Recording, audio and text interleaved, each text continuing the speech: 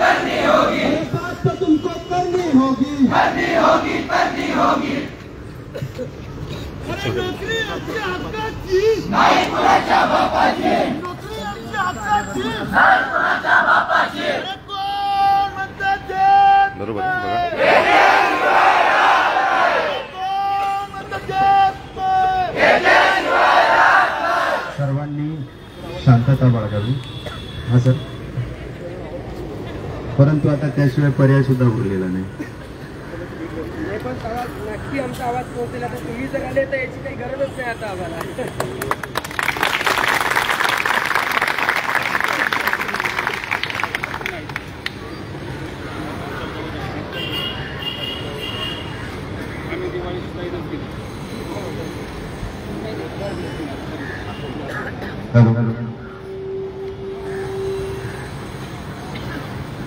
सर्वांना आवाज पोहोचतोय अपेक्षा करतो।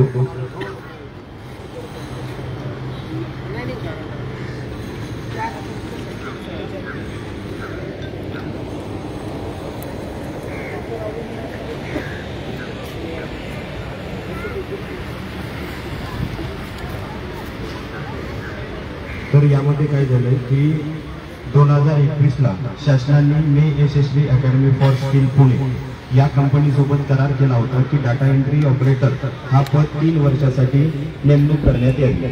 परंतु त्या कंपनीच्या मनमानीनुसार आता जर 2021ला त्यांनी PR काढला की 3 वर्षासाठी नियुक्ती देण्यात यावी शिकाऊ उमेदवार म्हणून। आता जर शिकाऊ उमेदवार म्हणून आम्हाला नियुक्ती 3 वर्षात देण्यात आली असेल तर आमचा कालावधी हा 2024 पर्यंत राहायला पाहिजे होता।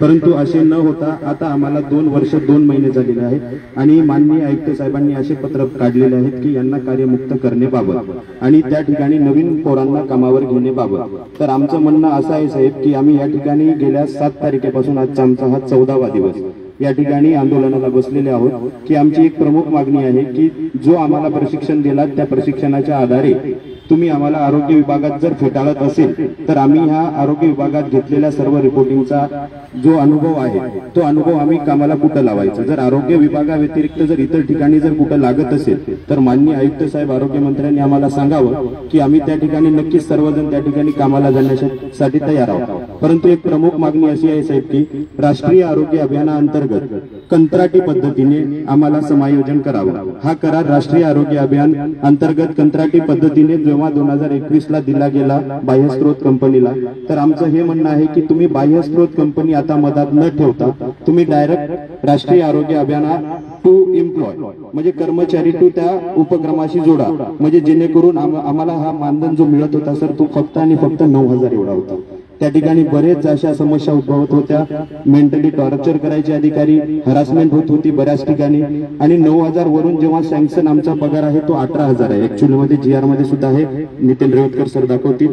18,000 पगार सँक्शन असताना देखील आम्हाला शासनाने कुठेतरी त्यांचा 50% निधी वाचावा या धोरणाने या उद्देशाने शासनानं शिकाऊ उमेदवार या नावानं हा भरती चालू केली आणि भरतीमध्ये चालू असताना आम्ही देखील त्या ठिकाणी 9,000वर काम करण्यासाठी तयार झालो। परंतु कालांतराने 3 वर्षाची जर कालावधी दिली असेल तर अचानक ऐन दिवाळीच्या टाइमला सर्वांना मेल पडला। मेलद्वारे डिव्हिजनल मॅनेजरनी मेल केला की तुम्हा सर्वांना कार्यमुक्त 20 तारखेला करण्यात येणार आहे। तर ऐन दिवाळी ही आमची आझाद मैदानी साजरी झाली, काळी दिवाळी म्हणून आम्ही सर्वांनी साजरी केली। सर्वांनी ऐन दिवाळीच्या टाइमला उपास मारायची वेळ सर्वांवर आलेली आहे। त्या ठिकाणी सर असे बरेच बांधव आहेत, दिव्यांग बांधव आहेत, या ठिकाणी महिला भगिनी आहेत। यांची जर तुम्ही व्यथा जाणून घेतली, राहायचा सर 14वा दिवस आहे आजचा। या ठिकाणी राहायची परेशानी आहे, खायची परेशानी आहे। या ठिकाणी व्यथा घेण्या या ठिकाणी आतापर्यंत निर्णय लागला नाही किंवा कुणी येऊन दखल सुद्धा घेतली।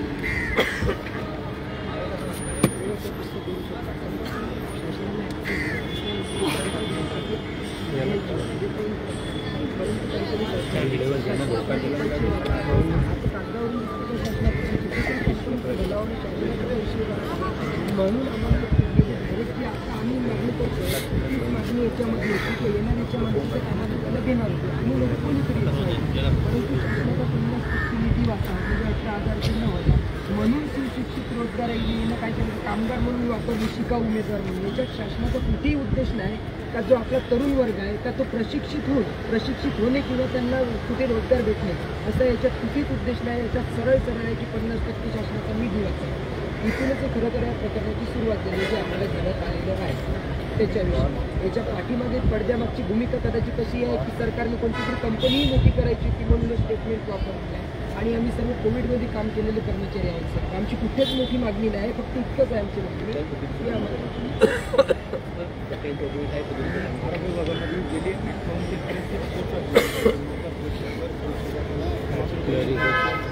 आपल्या दारी असेल, आयुष्यमान योजना असेल, RCS असेल, IDSP असेल, HIP असेल, आयुष्यमान वेलनेस असेल, वेगवेगळ्या प्रकारचे सर्व प्रकारचे डिलिव्हरी करतो.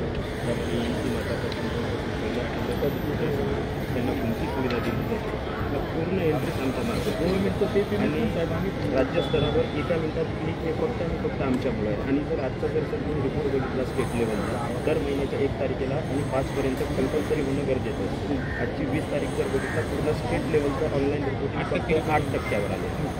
फक्त या कारणामुळे की सर्व डाटा एंट्री ऑपरेटर संपावर बसले. जसं याच्यामध्ये जॉईन केल्याची चुकीचं असतं. आमचं वर्षही नाही आहे आणि आमचं जो स्टायपंड देणार तो देण्याच्या माझी कंपनीत झालेला हा बॉन्ड आहे याच्यात कुठेही आहे. दुसरी गोष्ट साहेब याच्यामध्ये 2019लाच 3 वर्षासाठी रिन्यू केलेली कंपनी आहे. जी कंपनी जी आहे 19लाच रिन्यू केली आहे म्हणजे 22लाच आताच संपायला पाहिजे तर कंपनीचं ॲक्च्युअल जे केलं आहे 19ला रिन्यू केली आणि पोरं जे भरली ती 21ला भरली. 2 वर्ष या करारामध्ये हा जो डिफरन्स आहे त्याच्यानंतर या करारामध्ये कुठेच दिलं नाही की आमचा कालावधी नेमका किती पाहिजे होता, काय अटी पाहिजे होतं, पगार आमचा किती होता. हा पूर्ण भोकंपट्टी बनवलेला आहे पूर्ण. मुख्यमंत्र्यांच्या कामावरती ती मी मागायची या सर्वांच्या कामावर गेली 3 दिवसापूर्वी हा विषय त्या भागातल्या काही लोकांनी वेगवेगळे रिस्पॉन्सिबिलिटी असताना भेटली. त्याच्यानंतर हा विषय आम्ही अजून TMकडे बोललेलो असं उद्या रात्री मुंबईमध्ये त्या आल्याच्या नंतर परवा सकाळी मी त्यांची भेट घेऊन त्याच्या कामातला विषय घेतला.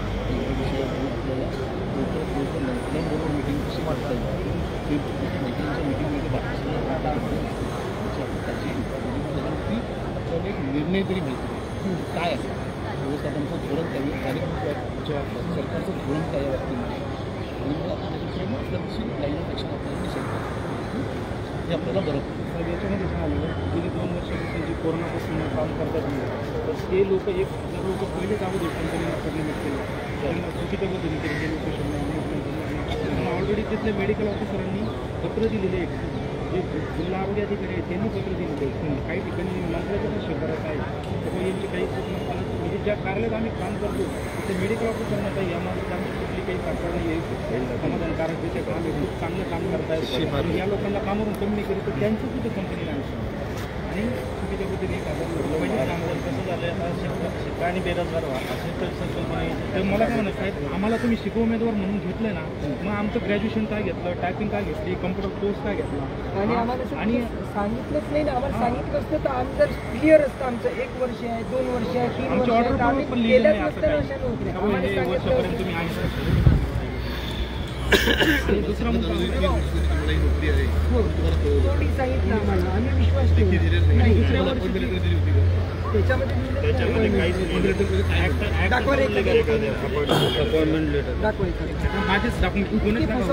आमचं नुसतं कंपनीची दोष नाही. आमचं खरोखर जर पूर्ण प्रकरणाचा अभ्यास केला तर खरोखर शासनापासूनच आमची मिळवणूक केली आणि शासनानंच आम्हाला खरोखर जे काही आहे ते सगळ्या गोष्टीने शासनच जबाबदारी जे आमचे लोक कामावर केले त्याच्यावर कंपनी कुठे दडपण नाही. मग आम्ही किती पत्र व्यवहार केले शासनाला जर वाचता नाही येत होतं तर वाचण्यासाठी आम्ही पत्र तिकडे पाठवले होते तरी शासनाने कंपनीमध्येच कोणती कारवाई केली नाही. ॲक्टचा उल्लेख आहे.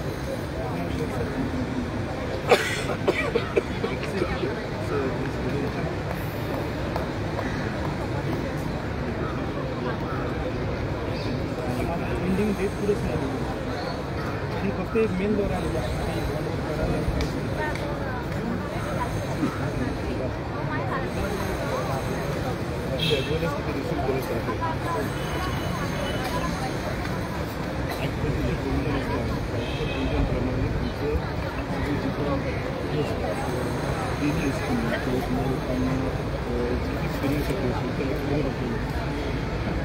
ठीक आहे ना सर, तर तेच तर म्हणतोय मी.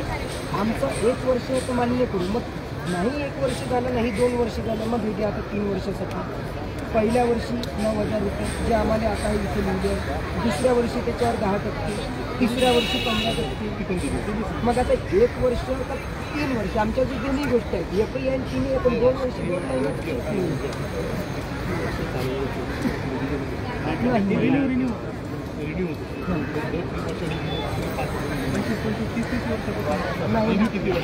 हे जे लोक आहे शिकवून तर हे पुन्हा रिन्यू नाही होत 3 वर्षासाठी किंवा 1 वर्ष. हां, तर तेच आहे, ते त्याच्यामधून ते नाही घेतलं. आम्हाला कुठे स्पष्ट सांगितलं नाही.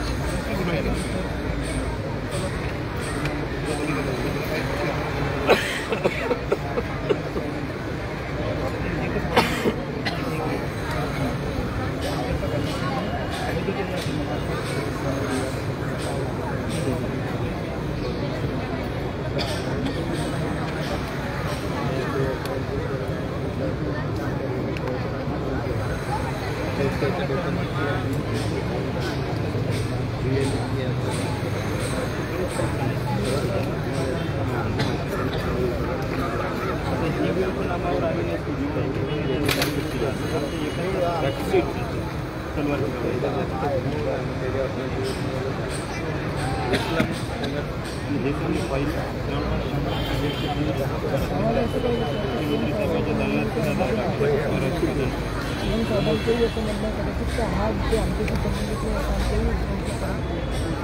आमचा काही विषय संबंधित नाही, आमच्या विभागाशी संबंधित. हो, तेच तर म्हटलं मी, पण आम्ही असं कसं नाही. आमचा आता खरा दोष म्हणजे जे आहे ते कंपनीवर आहेच नाही. आम्हाला जे केलं आहे ते शासनानंच कधीतरी इथून फसवणूक केली. कंपनीसोबत केलेला करार तिथंच काही स्पष्ट नाही. वर्ष किती आहे आमचे, पगार किती आहे आमचा.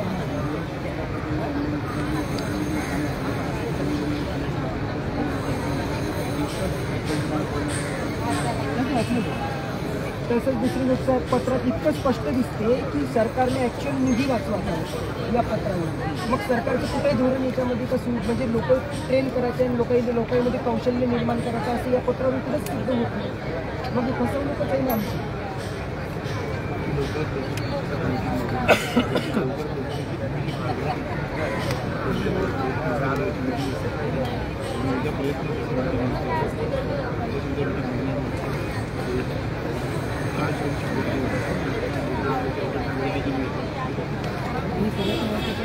आम्ही खूप प्रयत्न केले कुठूनतरी आपल्यासाठी गोष्ट जाऊ नाही. फक्त हो म्हटलं, काही लोक येऊन गेले पण कळलंच नाही. नंतर घरी गेल्यानंतर काय झालं ते चॅनल झालंच नाही. चॅनल वॅनलवरती येऊन मंत्री महोदयाच्या नावानं जवळपास फक्त एक काम करत मला ती गोष्ट मुख्यमंत्र्यांना त्यांना आवडत नाही बोलत मी सांगून ठेवतो. दाखवा पत्र मला कुठं दाखवा पहिलं. तुम्ही इथे जागा खाली ठेवता आणि हाताने नाव लिहिता, त्याला आपली सायकलो स्टाईल त्या ठिकाणी ना गडी त्याचा फक्त पहिल्या वेळेला बसतो नंतर आपण मला पाहिजे तसं ते झालं नाही. ज्यावेळी पत्र मारतात एवढ्या मोठ्या माणसाच्या तुमच्या भविष्याचा मार्ग हे आहे नाव टाईपच केलं हे टाईप करून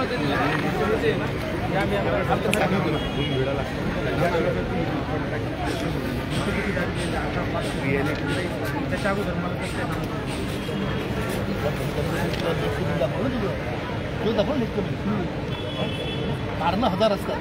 बरोबर आहे. आता 1 दिवस लेट कमी ते बोलशील तू, बरोबर आहे. दुसऱ्या दिवस माफ केलं, जास्त दिवस केलं काय बोलशील त्यांच्या मागे कोण आहे तो फसवणूक केलेला आहे. तो कसं इतर लोकांना तुला 1 दिवस लेट कमी अभिचल असेल वैयक्तिक प्रश्न वेगळा असं सगळ्यांसोबत केलं नाही. सगळ्यांसोबत किती लोक असतील आपल्याला ती पाहावी लागते. किती लोक आहेत काय आपण रेफरन्स देऊ शकतो, एक उदाहरण देऊ शकतो आपण. त्याच्या पद्धतीने 1000 लोकांवरती विनाकारण कारवाई झालेली आहे. त्याच्यातले काही लोक अशी असतात जी हॅबिच्युअल असतात, जी 15-15 दिवस उशीर येतात. काय उशीर येतात त्या दिवशी पकडल्या गेल्या त्या दिवशी आश्चर्याची गोष्ट नाही की आपल्यातले सगळेच जण आपण वेळेवरती कुठली ना कुठल्या वेळेवरती लोकांना ॲड्रेस करायचं आहे का करायचं हे काय करायचं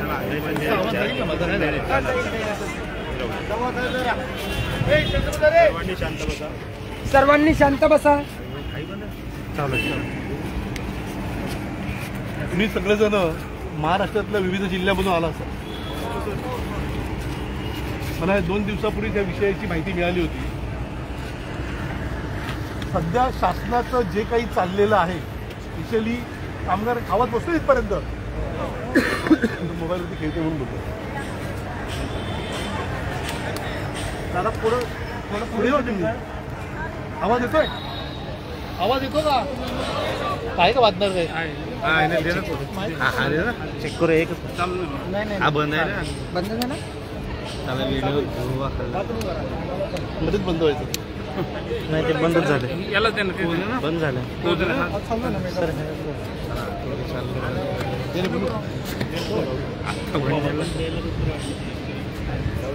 थोडं आपणच शांतता राखूया आणि ऐकूया साहेबांचं. एकंदरीत गेल्या काही वर्षामध्ये तुम्ही बघितलं असाल सरकार येत आहेत सरकार जात आहेत. ज्या लोकांना जे मतदान करतात त्या लोकांची त्यांना पडलेली नाही आहे. तर त्याच्यामुळे बऱ्याच वेळा पॉलिसी डिसिजन घेताना मी जे मार्क केलेलं आहे की सगळ्या लोकांनी जे मार्क केलं असेल की कामगारांच्या बाबतीमध्ये कंत्राटी पद्धतीने भरती करणं. महाराष्ट्र शासन हे काही प्रॉफिट मेकिंग ऑर्गनायझेशन नाही आहे की जिने काहीतरी नफा कमवला पाहिजे म्हणून त्या लोकांनी चालवलेली कंपनी नाही आहे. तर हे सरकार आहे जे ज्या स्वतःकडे असलेल्या फंडांमधून जे लोकांकडून टॅक्सेसच्याद्वारे जे पैसे गोळा केलेले आहेत ते लोकांना त्यांच्या आरोग्यावरती रस्त्यावरती किंवा इतर काही सोयीसुविधांवरती खर्च करण्यासाठी दिलेले असतात. हे सर्व करत असताना हे कंत्राट देत असताना स्पेसिफिकली काही कंपन्यांचं भलं व्हावं त्यांचा टर्नओव्हर वाढावा म्हणून काही कंपन्यांना या लोकांनी कॉन्ट्रॅक्ट दिलेली आहे. त्याच्यातलीच ही एक कंपनी म्हणजे यशस्वी. मी आता काही पत्र तुमची पाहिली की ज्या ठिकाणी कामगारांना 18,000 रुपये हा कमीत कमी पगार मिळाला पाहिजे त्या ठिकाणी 9,000 रुपयावरती हे अपॉइंट केलं गेलं पाहिजे असं संचालक बोलतो की 9,000 रुपयामध्ये लोकांनी काम करावं का तर शासनाचा पैसा वाचेल. मला एक गोष्ट कळत नाही की या 9,000 रुपयामध्ये त्या संचालकाने हे पत्र साईन केलेलं आहे त्याचं घर तरी चालेल का? त्याच्या घरात जो कामगार काम करत असेल जो झाडू मारत असेल जो किचनमध्ये काम करत असेल त्याला किती पगार मिळतो? आणि राष्ट्रीय आरोग्य अभियानाच्या अंतर्गत लोकांच्या आरोग्याच्या ज्या समस्या आहेत त्या डाटा एंट्रीच्या मार्फत सरकारपर्यंत पोचवायच्या आणि त्याच्यावर त्या लोकांना योग्य तो मार्ग काढून द्यायचा. हे काम करणाऱ्या कर्मचाऱ्यांना 9,000 रुपये पगार देताना शासनाने कसं सुचलं मला तेच कळत नाही. मग त्यावेळी सरकार कोणाचं होतं आता सरकार कोणाचं आहे हा वेगळा विषय आहे. परंतु जे कामगार या ठिकाणी काम करत आहेत त्या सगळ्या कामगारांना माझ्या मते ज्यावेळी सरकारी कर्मचारी म्हणून तुम्ही त्यांना त्या ठिकाणी बसवता तर एकतर तुम्ही त्या लोकांना कायमस्वरूपी कामगार म्हणून घेतलं पाहिजे. कंत्राटी पद्धतीने काही मोठमोठ्या कंपन्या ज्या आहेत ज्या ठिकाणी लोकांनी पैसे वाचवले पाहिजेत कंपन्यांना पैसे वाचवणं गरजेचं असतं अशा ठिकाणी कंत्राटी कामगार ठेवणं ठीक आहे. सरकारला पैसे वाचून कोणाच्या कशात घालायचे हे जे काही चाललेलं आहे सगळं चुकीच्या पद्धतीने चाललं. मला वाटतं गेल्या 2 वर्षाच्या कालावधीमध्ये काही हजार एक कर्मचाऱ्यांना काहीही कारणं दाखवून कोणतरी अपसेट राहिला आहे कोणीतरी उशिरा आलाय म्हणून कामावरून कमी केलं गेलेलं आहे. तुमच्यात पण काही लोक असतील इथे बरोबर. तर ही कारणं नाही झाली. जर का असं कुठे आढळलं असेल त्यांना तर त्यांनी त्याची प्रॉपर एन्क्वायरी केली पाहिजे. कामगारांकडे एकदा वॉर्निंग लेटर दिल्याच्या नंतर डायरेक्ट फाशी शिक्षा दिली जात नाही. त्यांना समज दिली जाते. त्यांना सांगितलं जातं की पुढे चुका घडणाऱ्या पाहिजे आणि तरी जर का वारंवार चुका घडत असतील तर एखाद्याला तुम्ही टर्मिनेट करत असाल तरची गोष्ट वेगळी असते. एक तर साला पैसे पण वाचवायचे दुसरीकडच्या सुविधा लोक द्यायला प्रयत्न करतायत. 9,000 रुपयामध्ये एक साधा विषय आपण घेतला कोणीही गावात जो व्यक्ती राहत असेल त्याच्या घरामध्ये इलेक्ट्रिसिटीचं बिल 1,000च्या वरती येत असेल हो सर झाले 8,000 रुपये राहिले घरामध्ये राशन पाणी तर नक्की भरावं लागत असेल 4,000 रुपये कमीत कमी झालं असतील राशन पाण्यावरती. मी कमीत कमी पकडतोय एक कोणी काहीतरी अगदी एक टाईम तर जेवलं तर 4,000 रुपये तिथून प्रवास खर्च जो आहे हा ज्या ठिकाणी तुम्ही कामाला आहात त्या ठिकाणी पोचायला कमीत कमी 2,000 रुपये खर्च येत असेल. हे असं आपण करताना 7,000 रुपये आपले असेच संपले. मुलांचं शिक्षण, घरातल्या ज्या काही अडीअडचणी असतात त्या पूर्ण करणं, हे सर्व करताना 9,000 रुपये परवडणारं असतं का? मग ज्यावेळी ही ऑफर तुम्हाला देण्यात आली त्यावेळी तुम्ही या लोक ऑफर स्वीकारता म्हणून ह्या अशा ज्या कंपन्या आहेत त्या कंपन्यांचं देखील भावतं आणि सरकारचं चालतं. या सगळ्या गोष्टींना आपण नकार द्यायला शिकलो पाहिजे. तर आपण नकार देत नाही ना म्हणून हे लोक माजलेत. आज प्रत्येकाची परिस्थिती आहे, अशी परिस्थिती 2 वर्षानंतर येईल असं कुठे आपल्याला वाटलं होतं का? आता ह्या राष्ट्रीय आरोग्य अभियानाअंतर्गत तुम्हा लोकांना जे नोकरीचा जो कालावधी सांगण्यात आलेला आहे हा अप्रेंटिसशिपच्या प्रमाणे कदाचित तो 1 वर्षाचा असता जो फॅक्ट सांगतोय. त्याच्यानंतर तुम्हाला त्या लोकांना अजून 1 वर्ष कंटिन्यू केलंय. त्यामध्ये तुम्हाला त्याने 10% वाढ दिली पाहिजे होती त्यांच्या पत्राप्रमाणे. ती वाढ दिली बरं. असं असतं अप्रेंटिसशिप हा माणूस आयुष्यभर अप्रेंटिसशिप राहतो का? किमान त्याने नाही म्हणायला गेलात तुम्ही तर त्याला परमनंट कामगार म्हणून या लोकांनी रुजू करून घेतलं पाहिजे होतं. किंवा मिनिमम वेजेस जो आहे डाटा एंट्री ऑपरेटरसाठी तो तरी किमान दिला पाहिजे होता. जो 11,000च्या घरात जातो त्याला प्रॉव्हिडंट फंड ESICने तुम्ही लोकांनी त्या तुम्हाला देखील मिळायला पाहिजे होत्या, त्या दिल्या गेल्या नाही. काय होतंय की या विषयावरती आपण थोडासा उशिरा आवाज करतो. आज ही जाग तुम्हाला का आली तर सगळ्यांच्याच वरती एकाच वेळी तुमच्यावरती कुऱ्हाड करायला लागली आहे की 20 तारीख लास्ट दिली मग आपण एकत्र आलो. माझ्या मते ज्यावेळी तुम्ही लोक तुमचा वर्षाचा कालावधी पूर्ण करता त्याच्यानंतर तुम्ही लोकांनी एकत्र राहायला पाहिजे. आणि हा जो वर्ष गेला आता मागच्यामध्ये त्या वर्षभरामध्ये तुम्हाला न्याय मागता आला असता विविध आस्थापनांकडे. आपल्या त्या लोकांच्या गोष्टी मांडता आल्या असत्या. आज आपल्याकडे फक्त 4 ते 5 दिवस शिल्लक राहिलेले होते. तरी या 2 दिवसामध्ये मंत्री महोदयांची भेट आपल्याला भेटते का?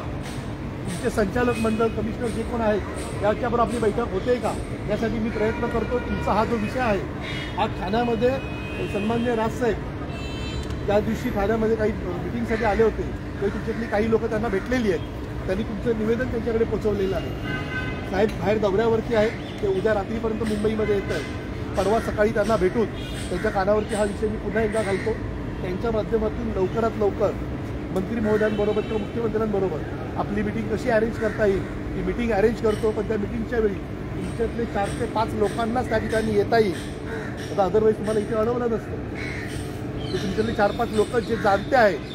माझं एवढंच म्हणणं आहे की सर्वव्यापक जो विषय आहे तो आपण त्या ठिकाणी मांडला पाहिजे.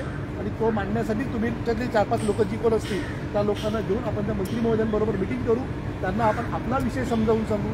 तुमचे जे काही डिमांड्स आहेत ते डिमांड्स आपण त्यांच्या पुढ्यात मांडू. 100 ते 100% डिमांड सँक्शन होतील याची गॅरंटी मी तुम्हाला आता देत नाही आहे. परंतु असे अडलेले जे काही विषय असतात हे फक्त महाराष्ट्र नवनिर्माण सेना आणि सन्माननीय राजसाहेब सॉल्व्ह करतात. हे मी आजपर्यंत पाहिलेला अनुभव घेतलेला आहे. तो माझं एवढंच म्हणणं आहे की विश्वास ठेवा. भरपूर उशिरा तुम्ही आलेला आहात. म्हणजे अगदी आपण बोलतोय की आता लास्ट मिनिटला रामबाण काय काढायचा या पद्धतीने आलेला आहे. तरी 100% प्रयत्न तुम्हाला तुमचा जॉब वाचवण्यासाठी आम्ही करू. कायमस्वरूपी राहावा यासाठी देखील प्रयत्न करू. आणि असलेला पगार जो आहे या पगारामध्ये तुम्हाला वाढ मिळायलाच पाहिजे यासाठी देखील प्रयत्न करू.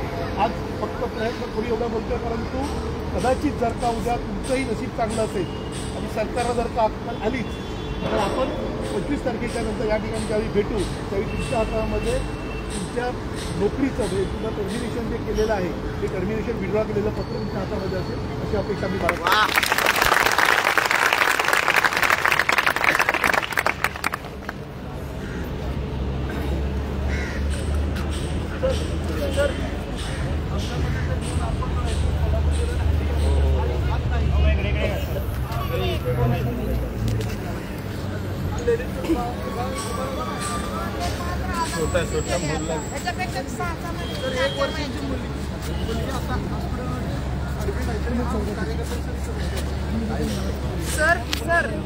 सर यामध्ये महिला विधवा घटस्फोटित आणि सिंगल मध्ये खूप आहेत.